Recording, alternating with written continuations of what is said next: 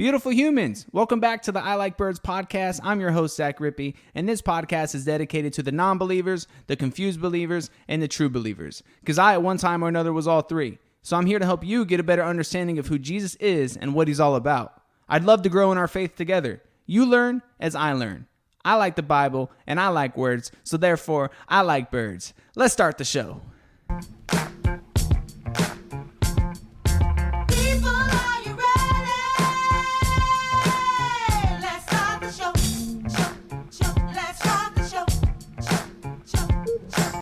Wow, guys, I read something in a book that is so powerful, so interesting, and just so revealing. I couldn't not share it with you guys. And normally I would never read something out of a book that's as long as I'm about to read, but we're going to make it fun, and it's so important, and it's so, you kind of need to hear it, you know, so I have to share it. I couldn't just post it online and be like, oh, read this. No, you have to hear it. You have to hear the words, right? And man, this is out of a book I'm currently reading called Not a Fan, and it's so good. It's by Kaido Idleman. I definitely recommend it. It's a book that just challenges you to be a follower of Jesus and not just a fan of Jesus. It challenges you by exposing your moments of fanship rather than you actually following him. So it's like, whoa, you know, you just really see the difference. And I got the book from Lauren Sargent, my sister-in-law. She gave it to me, and I'm so grateful. Thank you, Lauren. And before I read it to you, man, and I just want to say this, you may think to yourselves in your own head and in your own heart, as I often do, man, I'm not good enough to follow Jesus. And I do. I feel that way sometimes. And, you know, it's a human thing, right? And it's because I still, sometimes I don't use the cleanest of language. You know, I say the F word in my head way more than I should. I've tightened up like my verbal speech as far as curse words and stuff go. But, you know, of course, I still dab sometimes, you know, and I feel jealousy still. I still feel some anger. I let my emotions do the talking sometimes before I should. I don't think before I speak. I still like money a little bit more than I should. I still drink some beer and wine sometimes. I still enjoy rap music that talks about things that are the opposite of good, but the beats are fire, okay? And I like bars, and I'll even tell you that in a little bit as well. I still feel like I'm not qualified enough to follow Jesus. And I don't know if I'll ever will be, but I am working towards it, though. And I feel like you guys are, too. I could tell by the consistent listens on each episode and the messages. Y'all are, like, really killing it. And I'm so hyped for you, and I'm so glad that this podcast and just Jesus is working on your heart and God is moving in your life at a bigger level than man, I love it so much. And it's a lifelong pursuit, right? And seeking knowledge about him, you will improve. And not only believing, but applying, right? And back to rap. Kanye West said in his song on his Jesus album that we get called halfway believers, only halfway read Ephesians. And meaning that you believe what the first 3 chapters say in Ephesians, but the last 3 chapters are about applying what you believe in the first 3 chapters and practicing it and being obedient and actually living like Christ, right? And here's the truth, man. And people said this about Kanye when he started doing his Christian thing, you know, and believing in Jesus. Like, they said that he was like a halfway Christian. Like, you don't know what he's been doing for the last 2 years when you were like listening to his old albums. You know, like, here's the truth, man. Even if he is flawed and sinned and rapped about sinning and influenced others to sin, guess what, man? Anyone can follow Jesus. Anyone. And I'll say it again. Anyone can follow Jesus. Please listen to this message, because as I read these powerful words as to why, because this is the truth, and it's on the most insane level of truth imaginable.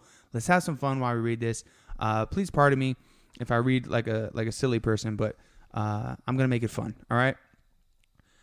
Anyone means everyone. Jesus begins his call to follow him with these 2 words, if anyone. Anyone is a significant word because it makes it clear whom he is inviting. He's inviting anyone. Anyone is an all-inclusive word. Anyone means everyone. Jesus doesn't begin with a list of pre-qualifications. Nah, his invitation to follow is addressed to anyone. Many people don't realize that they've been invited to follow. They think to themselves, not after what I've done, he won't want me to follow him. I'd never make the cut. They assume that they aren't qualified, and as a result, never take seriously what it means to follow Jesus. And after all, what's the point in filling out an application if you know you won't get approved? And it's funny because you think you have some baggage, you've done some bad things, you live in sin, you think you have something that you can't shake or can't break, that you know he won't like. Jesus knows about our stains that we think that disqualify us from him. And if any of his closest followers back in the day felt that way, it had to be Matthew, right? When we were first introduced to Matthew, he had stopped trying long ago to hide his stains. They were significant enough that it's highly probable that his family and friends had written him off. At the very least, he was a massive disappointment to his parents. They had much different plans for their son. We know this because Matthew has another name, Levi. To be given that name meant that your parents expected you to serve the Lord and as the Levites, of the Old Testament did. From birth, he was set aside to be a spiritual leader for the nation of Israel. Matthew's father, grandfather, and great-grandfather were likely all priests who served the Lord.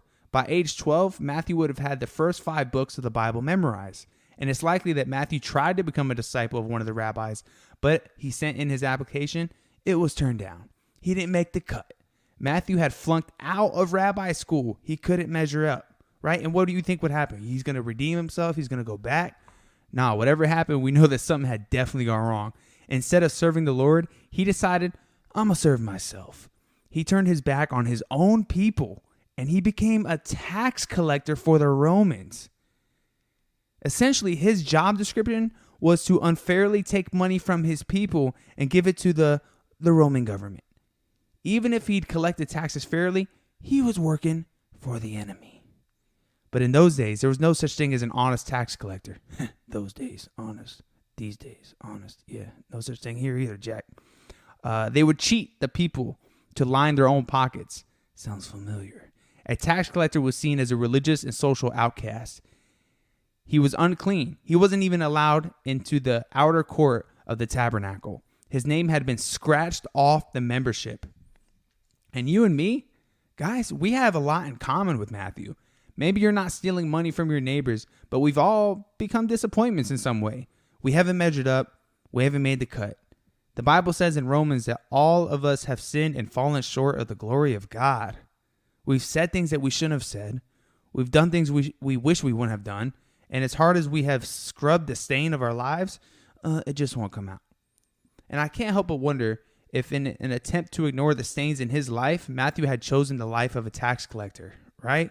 And that can happen with poor choices, right? One mistake snowballs into the next, and eventually you think, what's the point? Why even try anymore? Whatever Matthew's past, he had reached a point where he was no longer even trying to hide it. Every day, Matthew sat at his tax collector booth on a busy street. As a boy growing up, he never imagined it would come to this. In moments where he was honest with himself, maybe late at night staring up at the ceiling, asking God, he was feeling guilty and regret. Maybe he was laying in bed asking God, do you love me?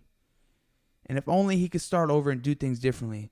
But what could he do now? His stains were set, and it seemed like they were never coming out. Like, imagine him just laying there saying, do you still love me? Right? And my guess is Matthew no longer asked that question. He couldn't imagine that God still wanted him. And I'm sure Matthew had heard about a new rabbi on the scene, right? Jesus was on the scene. They called him rabbi. He was a new rabbi, right? And his name was Jesus, and he was doing things a little differently. And then one day, Matthew was at his tax collector booth. This is so dope, y'all. He's at his tax collector booth, and Jesus stops by and speaks to him.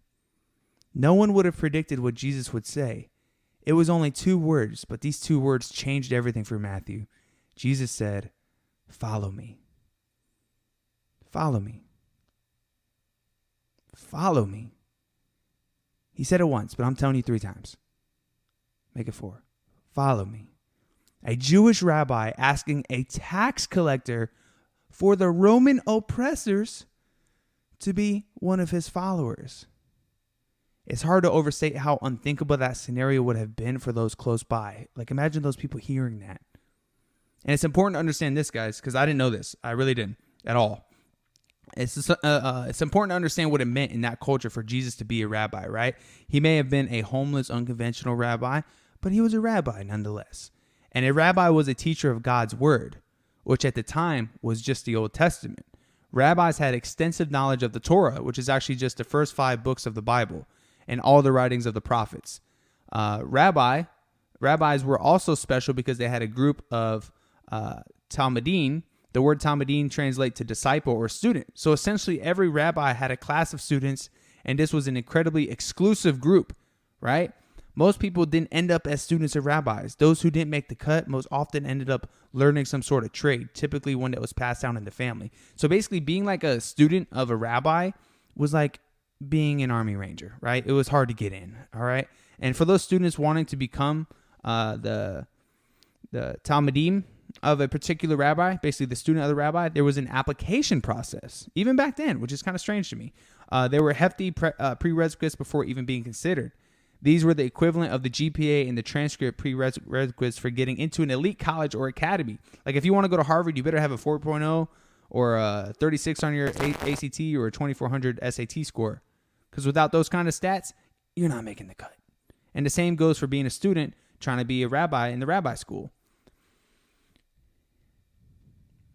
And the students had to have an impressive knowledge of scripture, right? And a rabbi would quiz each prospect, asking them to recite an entire book. Or they might ask a question like, what is the number of times that the name of the Lord was used in the 11th chapter of Leviticus? And the selection of the students was intense. Rabbis had to be thorough because the excellence of the student reflected the excellence of the teacher, and the teacher was known for his students. If a rabbi just let in anyone, it would be clear that he was not a good teacher. On the other hand, if a rabbi group of students were an especially brilliant and elite group, the rabbi would be respected and admired. So the rabbis would take applications for followers, right, for the students. But that's not the way Rabbi Jesus went about getting followers. Instead of followers applying, Jesus just invited followers. He said, anybody can come, anyone, I got you. And this approach of going to someone and just walking up to him and inviting him, that was never done. A rabbi would never humble himself or extend himself in that way. A rabbi wouldn't risk rejection. A rabbi would do the rejecting. But Jesus takes the initiative. It would have been shocking enough if he had simply allowed Matthew to follow him. But Jesus actually extended the invitation. He tells Matthew, follow me. And anyone hearing this exchange would have been shocked. And I'm sure the other disciples would have been offended. A tax collector? He's not only a sinner, he sins for a living. Jesus finds Matthew hiding behind his tax collector booth, and when Jesus comes by, Matthew expects a pointed finger in his direction and words of rejection. Instead, he finds open arms and a gracious invitation. Wow, right? Mind-blowing, like the depth of who Jesus is and how he wants us to feel and wants us to follow him. And he doesn't want you to be perfect, man. It's crazy. Do you know how we know about Matthew's past as a tax collector? Do you know how we know that his friends were prostitutes and drunkards and thieves? The reason we know all that is because Matthew tells us. He calls us into his living room and shows us the stains on his couch and tells us the story of love and grace. When Jesus invited Matthew to follow, he was making it clear that his invitation extended not solely to the religious elite, the morally upright, and those who have their life together, but it's an invitation to us all who are hiding some stains. Jesus throws out the elitist application process and gives an open invitation. And when we read the word anyone in the invitation of Jesus, we can't help but think that there must be an asterisk next to it. Even if there wasn't one when Jesus spoke these words, it seems that over the years, the church has put an asterisk next to his invitation.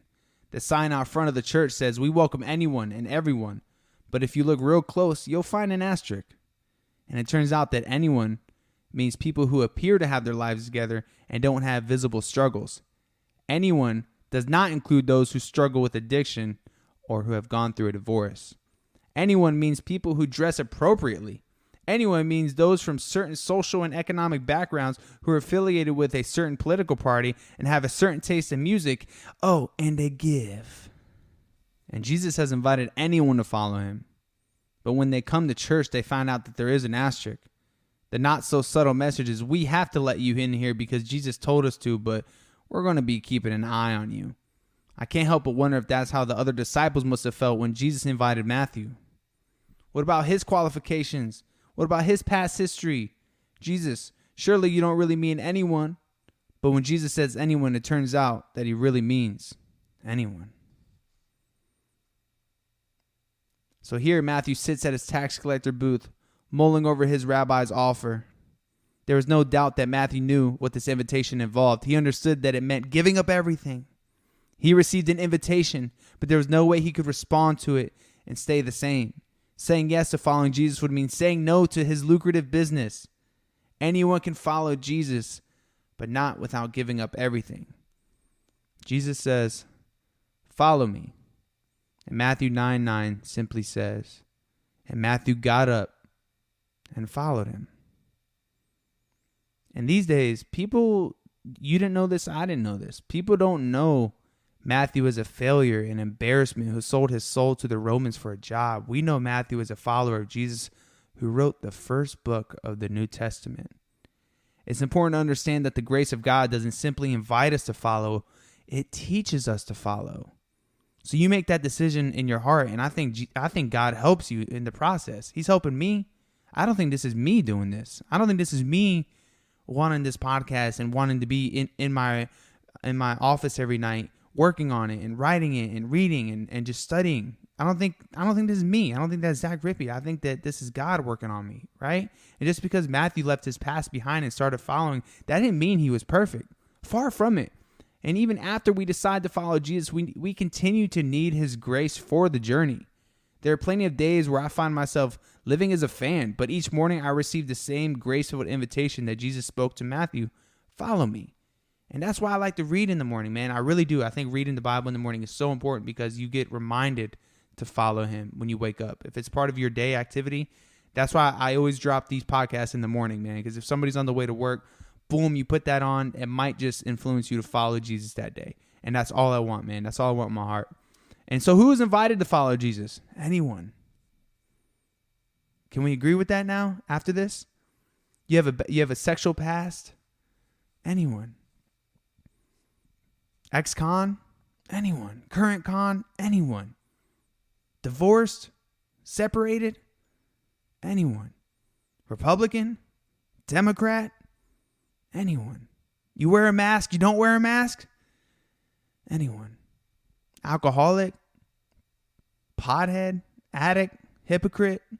Porn addict? Anyone. I wonder if this hit you guys the way it hit me, man. I really do. Hit me up if it hit you the way it hit me. And I know I read a lot on this episode, but the invitation of Jesus, man, to follow him really just begins with anyone. And you are anyone. Anyone is everyone. And when I say anyone too, it also reminds me of like how important it is to reach anyone and everyone. So like I thought about recently doing like an Instagram account for just I Like Birds, right? And then I talked to my buddy Jeff about it, and it really just made sense that I Like Birds podcast now. Like this is me. I'm honest in this. This is everything. And I don't want to just limit who I reach by the people that follow the I Like Birds podcast Instagram account, right? I want to reach everybody that I possibly can. And of course my main account is going to be that. Like that's the best way of doing so, you know? I may not reach somebody today, but I might reach somebody tomorrow, you know? And it's not me reaching them, it's really Jesus, you know, through me. And anyone deserves a chance to follow him. And I think that when I feel like I'm big on asking you guys to share the podcast with people in your life, because those people in your life are anyone, right? And how crazy is that you could be a seed that grows inside of them, you know, and it's God makes it grow, but you plant the seed. And so when I say anyone can follow Jesus, I mean it from the bottom of my heart. And it really spoke to me last night, and I had to share it with you guys. And I hope you enjoyed it, man. I love you guys so much. Thanks for listening to the show. And remember,